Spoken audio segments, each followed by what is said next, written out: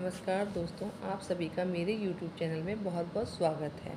अगर आपको ये कथा अच्छी लगे तो इस कथा को प्लीज़ लाइक और सब्सक्राइब करना ना भूलें। वैशाख मास का 10वां अध्याय प्रारंभ। शिवजी महाराज ने ब्रह्मचार्य व्रत धारण कर लिया और गंगा तट पर एक वृक्ष के नीचे तप करने लगी। दक्ष की पुत्री पतिव्रता सती ने राजा हिमालय के घर मेनका के गर्भ से पार्वती के रूप में जन्म लिया और वहीं पर उनका पालन पोषण होने लगा। उसी समय तारकासुर नाम का एक राक्षस उत्पन्न हुआ, जिसने महातप करके ब्रह्मा जी से यह वरदान पा लिया कि वह देवता, राक्षस, नाग व मनुष्य किसी से नहीं मरेगा, परंतु रुद्र भगवान के पुत्र से मेरी मृत्यु जरूर होगी। तथा राक्षस ने सोचा कि जब शिवजी जी के स्त्री नहीं है तो पुत्र कहाँ से होगा, फिर मृत्यु ही कैसे हो सकेगी। इसी कारण कह दिया तथा अस्तु। ऐसा वर पाकर तारकासुर ने सबको दुख देना आरंभ कर दिया। देवताओं को अपना दास बना लिया और देवांगनाओं को दासी बना लिया। इस प्रकार जब देवता अत्यंत दुखी हो गए तो वे ब्रह्मा जी के पास पहुँचे। ब्रह्मा जी ने उनके दुख को सुनकर कहा कि वर देते समय हमने इस राक्षस को कहा था कि उसकी मृत्यु किसी उपाय से नहीं होगी। शिवजी जी की स्त्री सती ने दक्ष के यज्ञ में अपने प्राण त्याग दिए थे। अब उसने पार्वती के रूप में हिमालय के घर में जन्म लिया है, परंतु रुद्र के भगवान हिमालय के शिखर पर घोर तप कर रहे हैं। सो ऐसा उपाय करना चाहिए जिससे कि रुद्र का पार्वती के साथ पाणी ग्रहण हो जाए।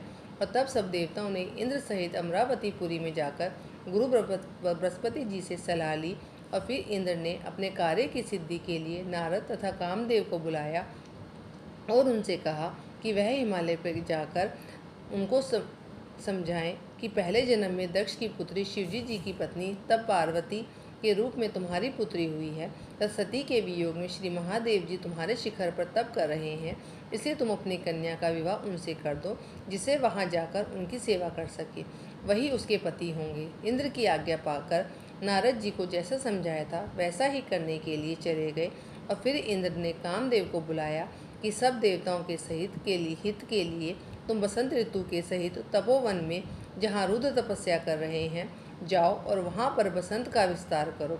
जब पार्वती जी वहाँ पहुँच जाएं, तब धनुष चढ़ाकर ऐसा बाण मारो कि शिवजी जी मोहित हो जाएं और उनका संगम होने पर सब कार्य अवश्य पूरे हो जाएंगे। कामदेव ने ऐसी आज्ञा पाकर अपनी रति को साथ लेकर तपोवन में बसंत ऋतु का प्रसार किया।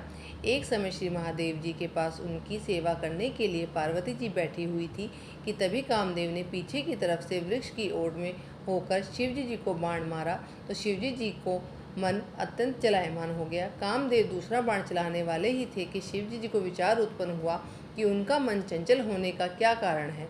तब उन्होंने चारों तरफ देखा तो कामदेव दिखाई दिए और क्रोध से उनके मस्तक से तीसरा नेत्र खुला, जो उसमें से ऐसी अग्नि उत्पन्न हुई जिससे कि सारा संसार भयभीत हो गया और उस अग्नि से धनुष सहित कामदेव भस्म हो गया। बसंत और रति भी भयभीत होकर भाग गए और तब तथा पार्वती जी एक और डर कर दूर जा खड़ी हुई और एक स्त्री की निकटता दूर करने के लिए महादेव जी भी वहाँ से अंतर ध्यान हो गए और हित के लिए सिद्ध करने वाले देवताओं का कार्य सफल हुआ, किंतु उल्टा अनर्थ ही हुआ।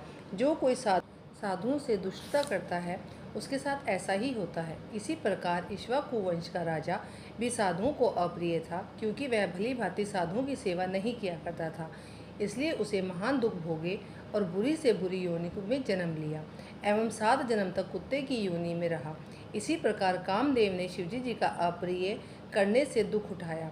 इति वैशाख माह में 10वां अध्याय समाप्त।